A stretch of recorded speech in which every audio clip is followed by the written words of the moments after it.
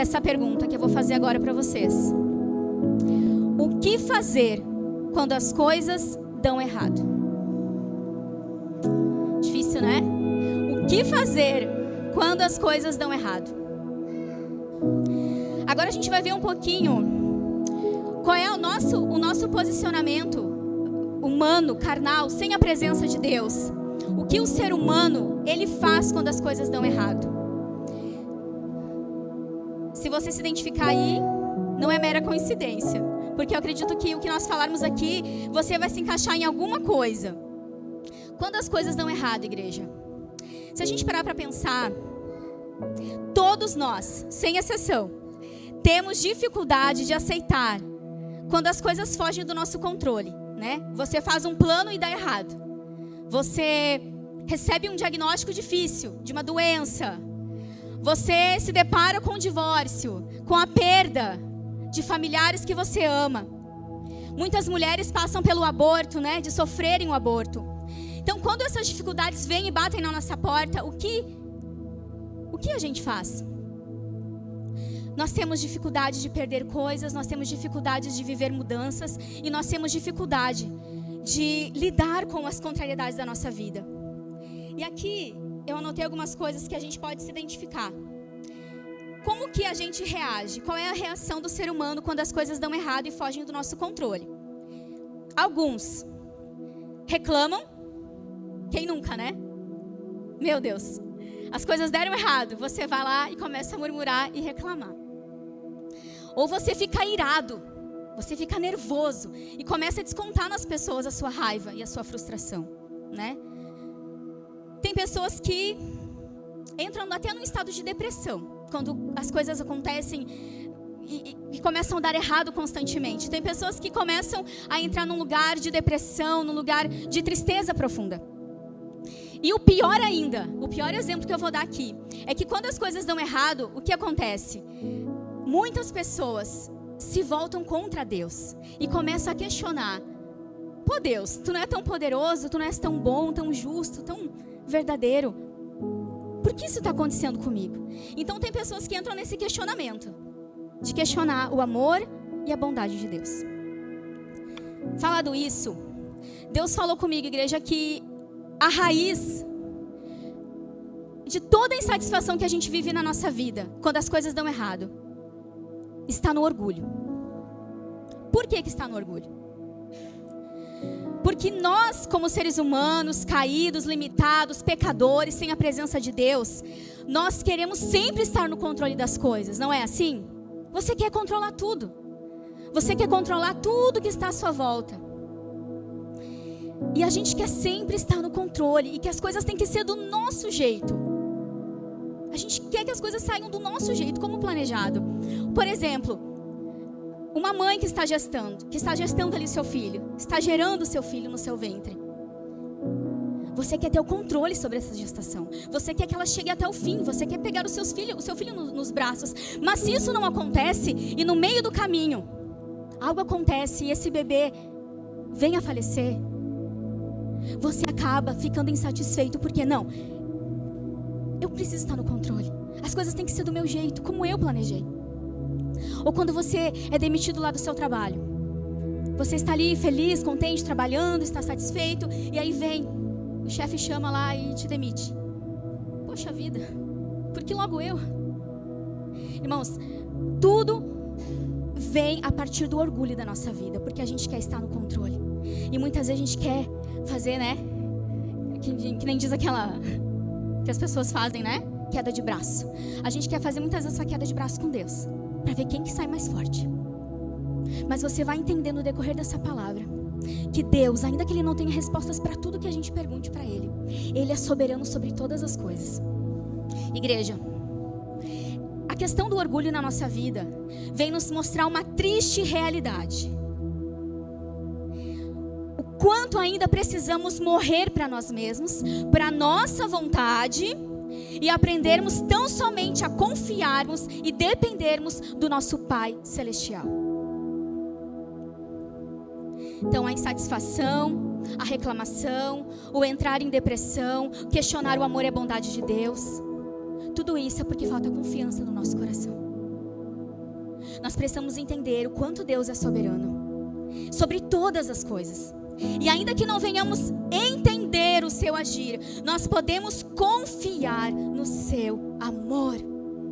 Aqui está o resumo desta palavra. Ainda que você não entenda porque as coisas deram errado na sua vida, ainda que você questione muitas coisas, ainda que você não entenda, você deve confiar que Deus é soberano, que Ele está acima de todas as coisas. Então o nosso grande desafio na nossa vida, na nossa jornada nesta terra, é confiarmos em Deus, mesmo sem entendermos o seu agir. Enquanto eu estava preparando esta palavra, Deus me trouxe alguns textos da Bíblia que nós devemos trazer à nossa memória quando as coisas derem errado. O que acontece? Ninguém quer ser injustiçado, ninguém quer ser deixado para trás, ninguém quer que as pessoas falem mal da gente.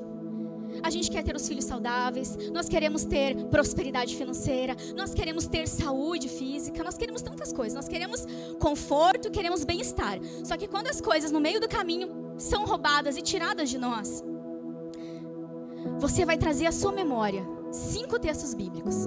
E o primeiro deles, Romanos 8, 28. O que diz a palavra do Senhor, igreja?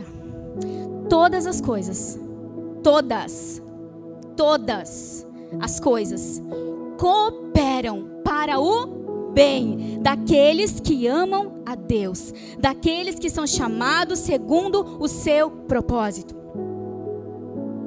Você não está entendendo agora o porquê disso, mas todas as coisas vão cooperar para o bem. Se você ama Deus, lá na frente você, quem sabe, vai entender o porquê dessa perda, o porquê desse tempo de escassez, o porquê desse desemprego. Vocês estão entendendo? Amém, igreja? Todas as coisas, diz a palavra, não é algumas, é todas as coisas. Se você é filho de Deus, se você aceitou o Senhor Jesus na sua vida, Ele vai conduzir o teu caminho. A gente sabe, irmãos, que tem coisas que são difíceis de aceitarmos. Tem coisas que são difíceis, a gente não consegue compreender o porquê isso. Pô, eu queria tanto essa coisa e deu errado. Segundo texto, Mateus 7:11. A palavra diz, Jesus falou, se vocês que são maus, né, falando dos seres humanos, dos homens aqui da terra, se vocês que são maus sabem dar coisas boas aos seus filhos, quanto mais o Pai Celestial dará boas dádivas, coisas boas àqueles que lhes pedem. Então você vai lembrar e trazer à sua memória outra verdade, que é: você tem um Pai que cuida de você. Você tem um Pai que é bom. Você aqui que é pai, que tem os seus filhos, você se alegra em dar coisas boas para eles, não se alegra? De ver aquele sorriso. E nós somos pecadores, nós somos maus, e nós nos alegramos em dar coisas boas aos nossos filhos. Então imagina o coração de Deus, igreja, o coração do nosso Pai, que é perfeito, que é santo, que não existe maldade nele. Ele se alegra em nos dar coisas boas, ele se alegra em cuidar dos seus filhos. Então você vai lembrar no momento difícil, quando as coisas derem errado e fugirem do teu controle, você vai lembrar: eu tenho um Pai que cuida de mim.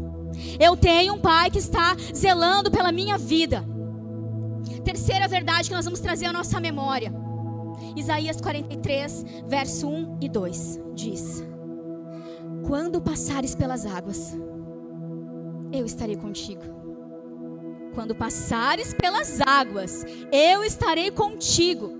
Quando passares pelos rios, eles não te submergerão. Quando passares pelo fogo, não te queimarás, e nem a chama arderá em ti.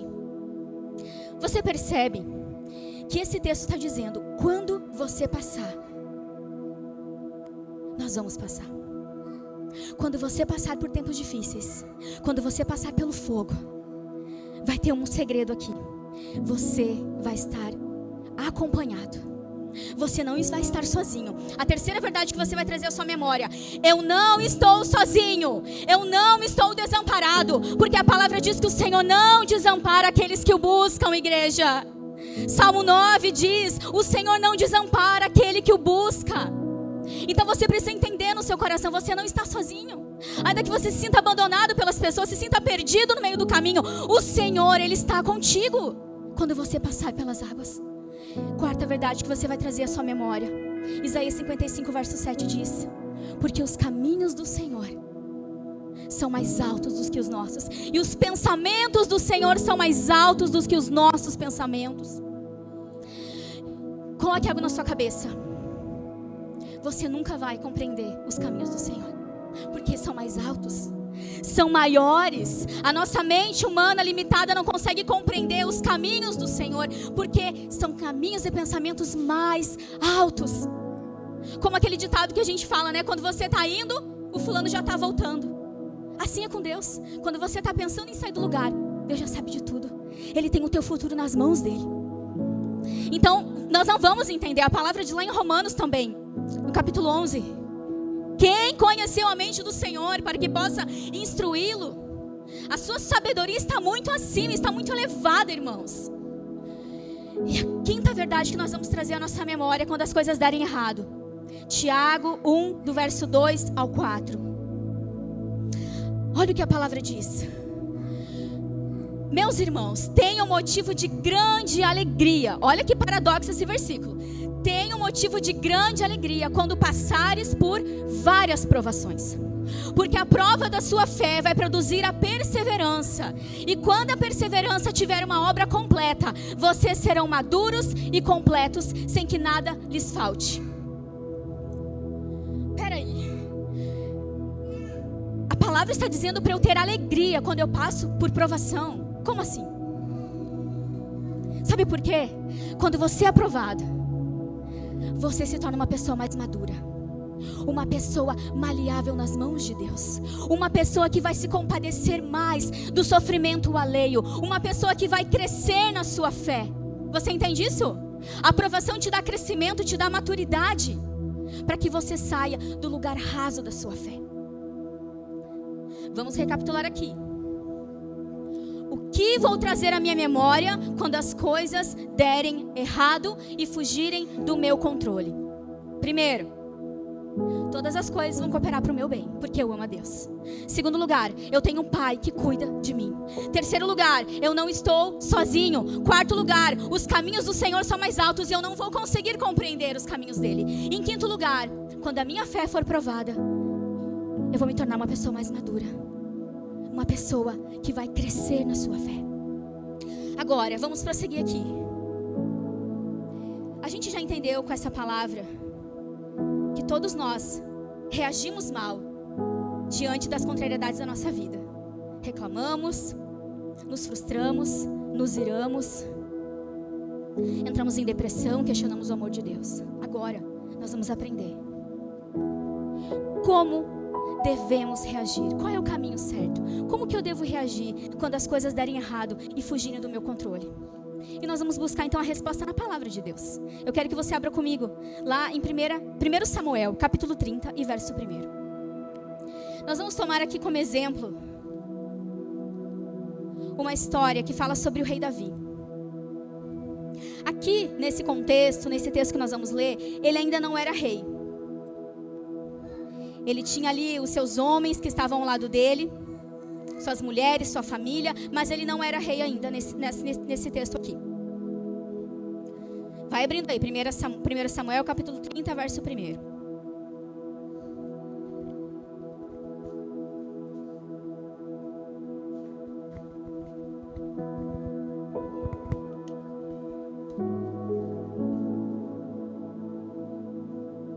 Essa palavra, irmãos, vai nos mostrar, com as atitudes que Davi teve, como nós devemos reagir quando as coisas derem errado. Olha o que diz. Verso 1. 3 dias depois, quando Davi e seus homens chegaram à cidade de Ziclag, viram que os amalequitas haviam invadido o Neguebe e atacado Ziclag. Tinham destruído e queimado a cidade. Não mataram ninguém, mas tomaram como prisioneiros as mulheres, as crianças e os demais e foram embora. Quando Davi e seus homens viram a cidade queimada e se deram conta do que havia acontecido com suas mulheres, seus filhos e suas filhas, eles lamentaram e choraram em alta voz, até não aguentar mais.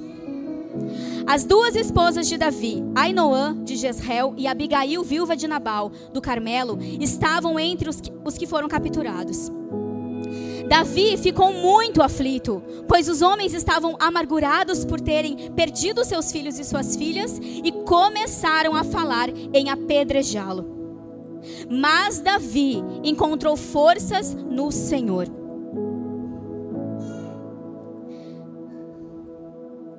Aí aqui no verso, vamos ler, seguindo o verso 7. Então Davi disse ao sacerdote Abiatar: traga o colete sacerdotal. E Abiatar, filho de Ameleque, o trouxe. E Davi perguntou ao Senhor: devo perseguir esse bando de saqueadores? Conseguirei apanhá-los?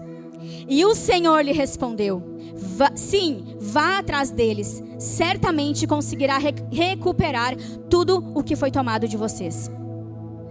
E lá no verso 18, diz assim: Davi recuperou tudo o que os amalequitas haviam tomado e resgatou suas duas esposas. Não faltava coisa alguma, nem pequena, nem grande, nem filho, nem filha, nem qualquer outra coisa que havia sido tomada. Davi trouxe tudo de volta. Até aqui.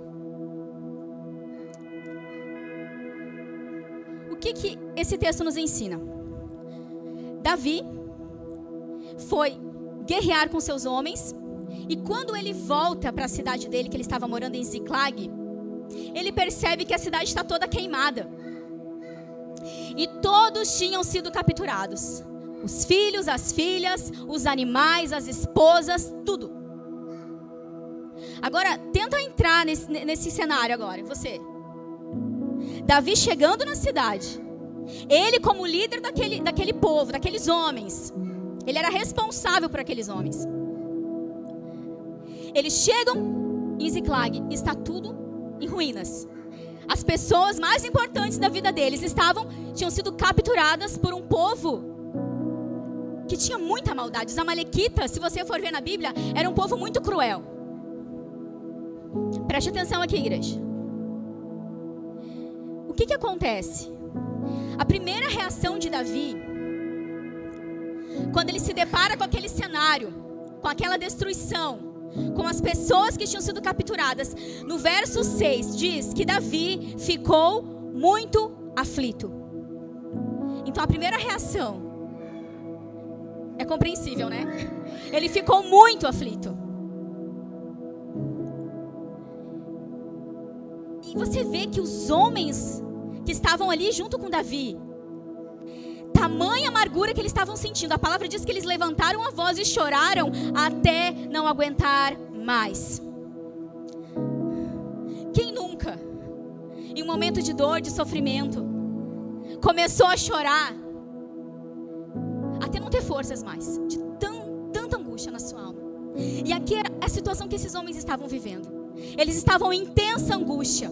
E a palavra diz que a amargura daqueles homens levaram eles a uma ideia: vamos apedrejar Davi, porque ele é o culpado de tudo isso, dos nossos filhos, nossas esposas terem sido levados embora. Aí imagina Davi passando pelo sofrimento ali, de ter tudo perdido, a sua família também de ter sido capturada, e agora os seus homens se voltam contra ele, dizendo: vamos apedrejá-lo. Olha a situação que Davi chegou. Mas aqui no verso 6 diz: mas Davi encontrou forças no Senhor. Ah, Deus. Mas Davi encontrou forças no Senhor, seu Deus. Quando você não tiver resposta, quando você não tiver a solução, quando as coisas fugirem do teu controle, aqui está a resposta para nós. Como devo reagir quando as coisas derem errado? Você vai encontrar forças no Senhor. Você vai encontrar segurança, refúgio, paz, livramento no Senhor. Aqui Davi, ele buscou forças em Deus, porque aqueles que estavam à sua volta não poderiam ajudá-lo, porque estavam contra ele. Então ele se viu sozinho, se viu em aflição naquele momento. O que ele faz? Primeiro ele fica aflito, mas depois ele pensa: eu tenho um escape, eu tenho um socorro, eu tenho alguém a quem eu posso recorrer. E esse alguém é capaz de mudar todas as coisas na minha vida. E Davi encontra forças no Senhor. E aqui, depois disso que ele vai, através do sacerdote Abiatar, perguntar a Deus o que ele deveria fazer. Quando você também estiver sem respostas na sua vida, você deve consultar ao Senhor. Você deve, na sua palavra, buscar a resposta que você precisa. Lá no Salmo 32 tem um versículo que fala assim, que o Senhor vai nos instruir e vai nos ensinar o caminho que nós devemos seguir. E Ele vai nos dar conselhos. Você serve um Deus que é conselheiro, sabia? Um Deus que é poderoso. Um Deus que, ainda que você não tenha resposta para tudo que você precisa, Ele vai estar com você em todo o tempo. Aqui, Davi encontra forças no Senhor. E eu quero ler com vocês, não precisa abrir, no Salmo 84 e no verso 5. Esse salmo ele fala também sobre a força de Deus que vem sobre a nossa vida. Salmo 84, verso 5. Olha o que diz: como são felizes os que habitam em tua casa, que sempre cantam louvores a ti. Como são felizes os que de ti recebem forças, os que decidem percorrer os teus caminhos. Quando passarem pelo vale do choro, ele se transformará num lugar de fontes revigorantes. As primeiras chuvas o cobrirão de bênçãos. Aqui a palavra está dizendo como são felizes, bem-aventurados os que do Senhor recebem forças. Que quando passarem, você vê que a palavra passar está de novo aqui, né? A gente viu lá em Isaías 43, quando passares pelo fogo. Aqui está dizendo, quando passar pelo vale do choro, do sofrimento, ele vai se transformar num lugar de fontes revigorantes. E as chuvas vão cobrir de bênçãos. Igreja, você pode receber forças do Senhor. No momento da angústia da sua vida, você pode receber forças que vêm do alto. A palavra diz no Salmo 121, eleva os meus olhos para os montes, de onde me virá o socorro? Aqui o salmista pergunta, de onde vai me vir o socorro? E ele mesmo responde, o meu socorro vem do Senhor, que fez os céus e fez a terra. O meu socorro vem do Senhor. O meu socorro não vem de homens, não vem de pessoas, não vem do dinheiro, não vem de políticos. O meu socorro vem do Senhor. O teu socorro, igreja, vem do Senhor. E é nele que você vai receber força para prosseguir. A palavra diz, quando você passar pelo vale do choro, nós vamos chorar, igreja, nós vamos passar pelo sofrimento, nós vamos perder coisas, nós vamos perder pessoas que nós amamos, nós vamos perder dinheiro, nós vamos perder muitas coisas. Mas você precisa entender no seu coração que você pode buscar força em Deus. Davi encontrou forças no Senhor, ele encontrou força em Deus e ele se levantou. Aqui, a promessa de que fontes revigorantes e chuvas de bênção virão sobre a nossa vida. Porque há uma estação de choro, mas há uma estação de alegria. A palavra diz, o choro pode durar uma noite, mas a alegria vem pela manhã. O choro dura uma noite, mas a alegria do Senhor vai raiar, vai brotar sobre a nossa vida, vai brotar sobre a nossa casa. Deus fala com corações hoje aqui que estão questionando o amor dele, que estão perguntando por que isso, por que aquilo. Deus, por que tu permitiu, por que tu fez? Pare. Encontre forças no Senhor. Você não vai ter todas as respostas que você precisa, mas você pode dizer, Deus, eu preciso de ti. Nesse vale de choro, esteja comigo. Me console, me ajude, me livre, me fortaleça, me dê sabedoria. Quando as coisas derem errado, você vai buscar no Senhor a provisão, o consolo. Jesus fala lá em João 14, quando eu for para o Pai, eu vou deixar um consolador. Ah, Senhor, quando eu for, eu vou deixar um consolador e vocês não vão estar sozinhos. O que um consolador faz? Você tem a resposta. E Ele está dentro de você. E Ele está contigo. Ele vai te consolar.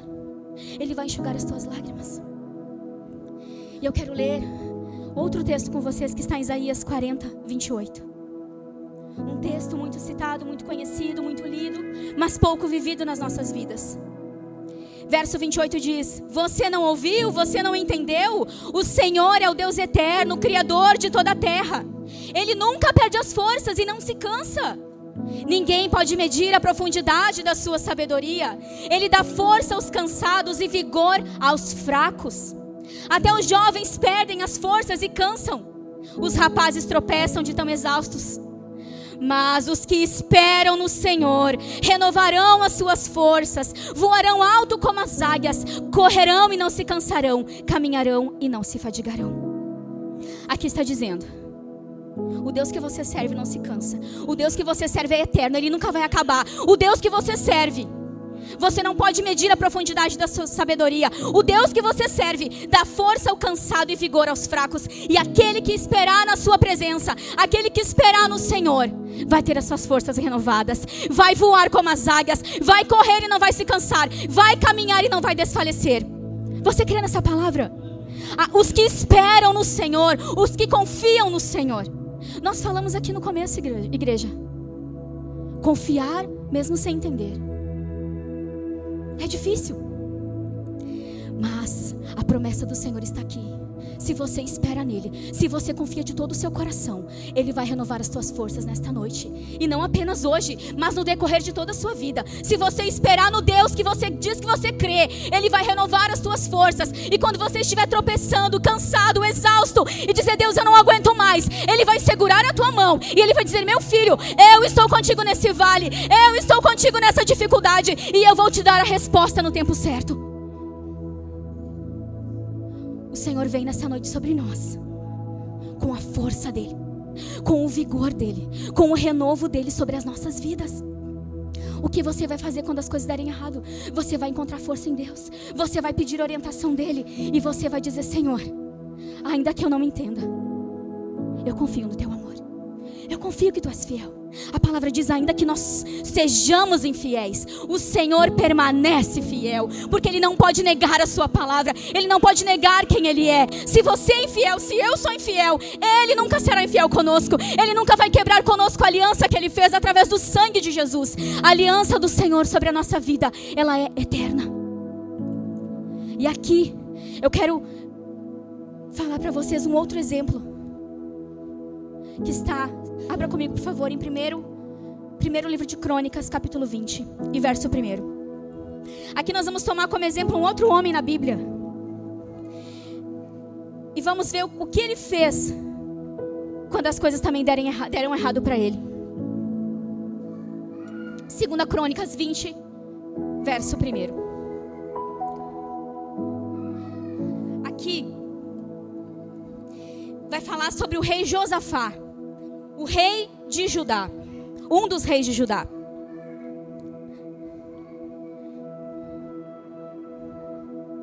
Olha o que acontece com esse homem. Ele está governando o seu povo, e a palavra diz assim: depois disso, os exércitos dos Moabitas, dos Amonitas e alguns Meunitas declararam guerra a Josafá. Mensageiros informaram a ele: um exército enorme de Edom vem além do Mar Morto contra o rei. Verso 3. Josafá ficou amedrontado com essa notícia, e ele pediu orientação ao Senhor. Olha o que ele fez: ordenou um jejum em todo o Judá, e habitantes de toda a cidade de Judá vieram a Jerusalém para buscar ajuda do Senhor.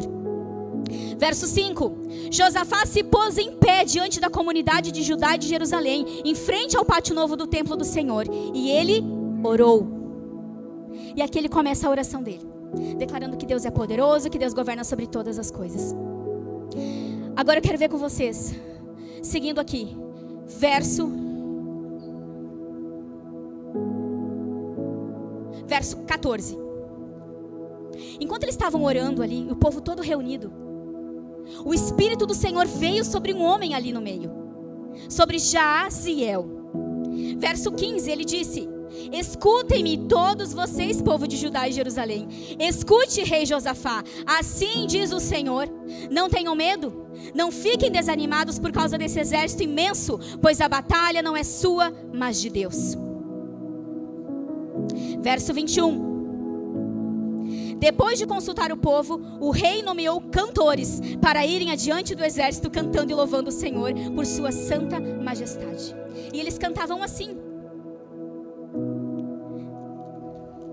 deem graças ao Senhor, o seu amor dura para sempre.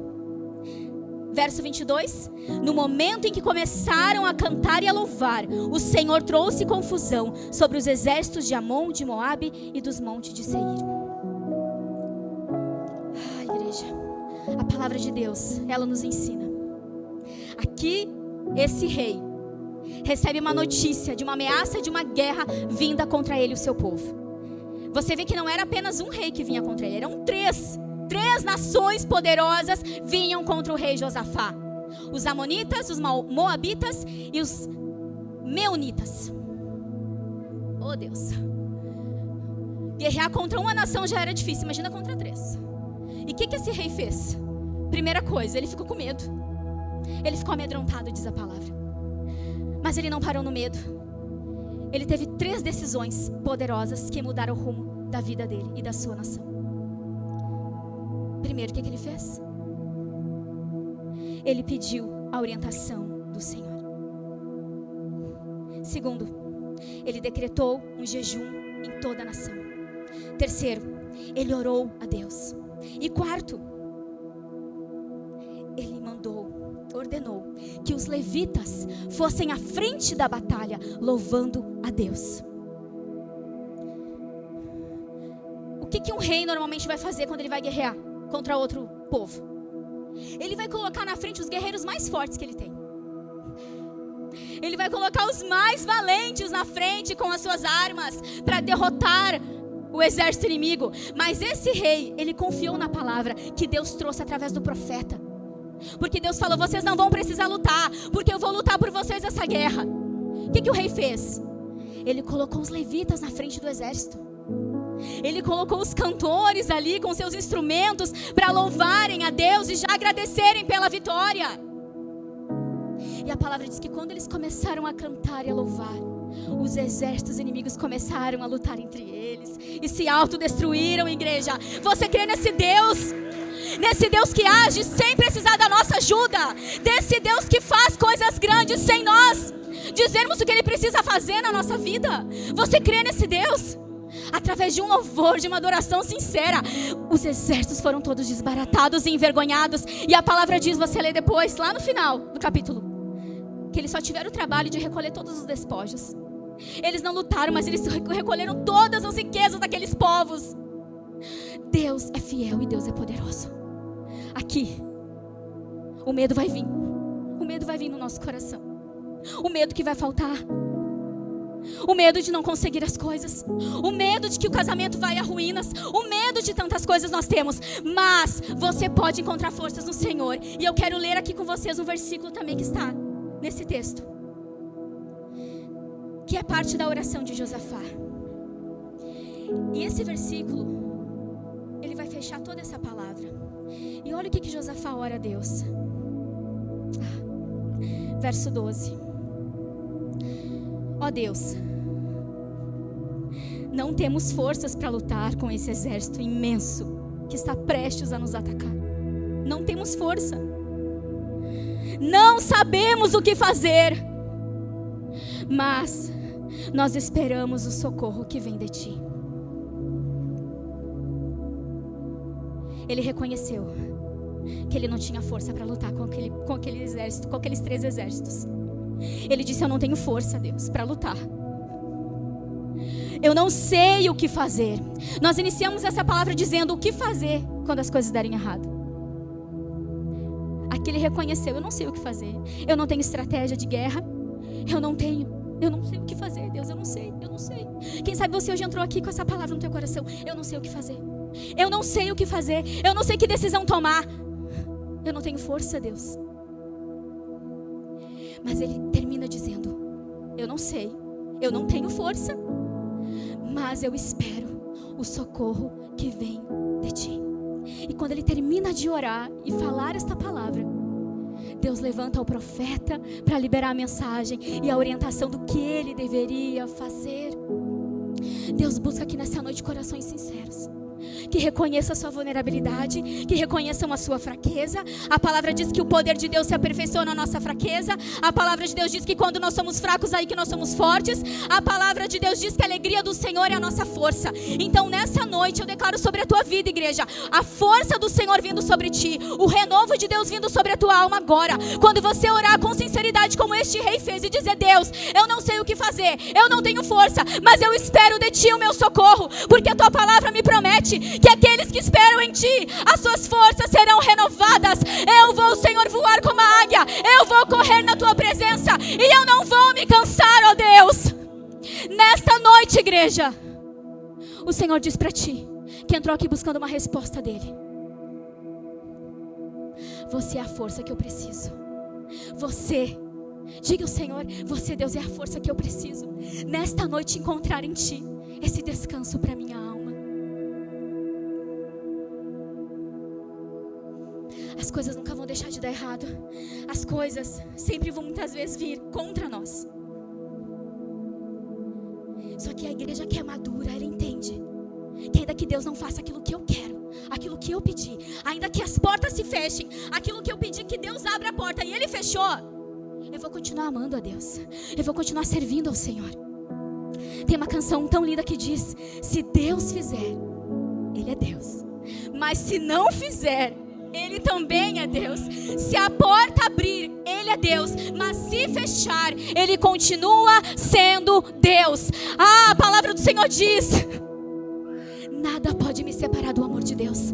Nem a morte, nem a vida, nem os anjos, nem os principados, nem as potestades, nem as coisas do presente ou do futuro, nem altura, nem profundidade, nada pode me separar do amor de Deus. E o Senhor falou hoje para você aqui, que quem sabe vai sair daqui e este ano ainda vai perder coisas preciosas na sua vida. Deus vai te lembrar desta palavra. Deus vai trazer à tua memória esta palavra e vai dizer: meu filho, em mim você pode encontrar a força que você precisa. Em mim você pode encontrar o consolo e a paz que você tanto busca. Igreja, o Senhor está falando hoje aqui contigo. E Ele espera uma resposta de ti. E Ele espera de ti um coração rendido, um coração que confie nele sem reservas.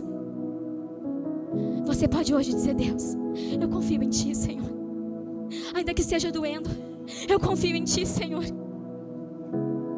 Ainda que aos meus olhos, Deus, tu não deveria ter feito isso, não deveria ter permitido isso, eu confio no teu amor. Eu confio que tu és um pai que cuida da minha vida.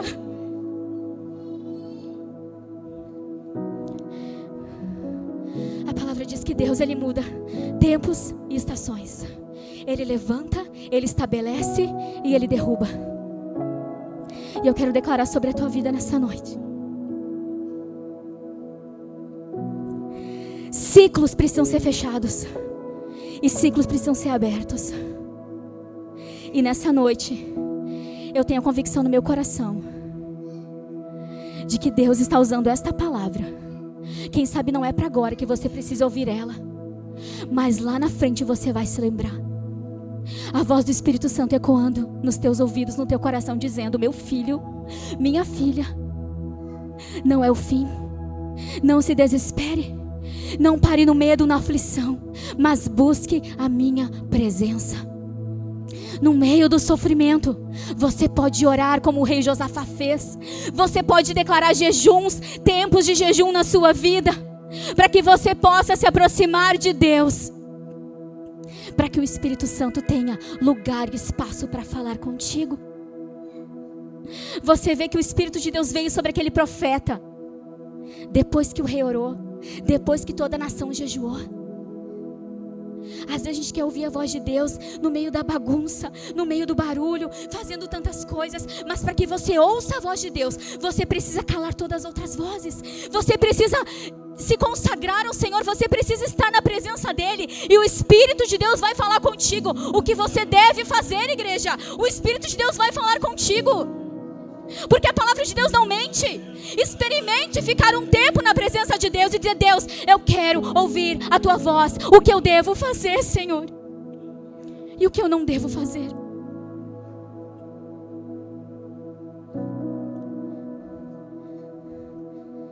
Nós já vamos para o fim aqui dessa palavra. E para encerrar eu quero dizer 2 lições que podemos aprender com o apóstolo Paulo. E a primeira delas está lá no livro de Filipenses, capítulo 4, verso 12. Aqui o apóstolo Paulo, ele vai falando de todas as dificuldades que ele passou necessidades, fome. Ele passou tantas coisas ruins. Mas ele termina dizendo: eu aprendi o segredo de viver contente em toda e qualquer situação. Que coisa mais difícil de aprender, meu Deus. Eu aprendi o segredo, há um segredo aqui, de viver contente em toda e qualquer situação. Se o Espírito Santo de Deus não habitar em nós, a gente não vai conseguir aprender esse segredo. Viver contente em tudo que acontecer, em situações boas ou más. Senhor, que Tu possa nos ajudar, Deus, a aprender a estar contente na Tua presença, não por aquilo que temos ou deixamos de ter, mas por quem Tu és na nossa vida, Senhor. Pela Tua presença que habita em nós, pelo Teu Espírito que nós carregamos dentro de nós, Senhor. Que nós possamos como igreja aprender, Senhor, a viver contente na Tua presença. Ainda que as coisas nos sejam tiradas, ainda que as coisas fujam do nosso controle, ainda que as coisas dão errado para nós, Senhor, que Tu possa ir na nossa frente nos ajudando a nos alegrar. Como diz o profeta Abacuque: ainda que a figueira não floresça, ainda que não haja fruto na vide, ainda que falte animais no campo, eu todavia me alegrarei no Senhor, o Deus da minha salvação, aquele que faz os meus pés como os da corça e me faz andar nos lugares altos. Que a Tua igreja possa andar em lugares altos, Senhor. Lugares altos de entender, Deus. Entender que Tu és soberano quando Tu dá e quando Tu tira. Tu és soberano quando Tu abre e quando Tu fecha. Tu és soberano, Senhor, sobre todas as coisas. Ainda que nada pareça estar dando certo, eu escolho me alegrar em Ti, Senhor. Eu escolho me alegrar em quem Tu és, na Tua presença, na Tua majestade, Senhor. Porque até mesmo o ar que eu respiro vem de Ti, ó Deus. Nada tenho, nada possuo nesta terra, Senhor, se não for a Tua graça, o Teu favor sobre a minha vida.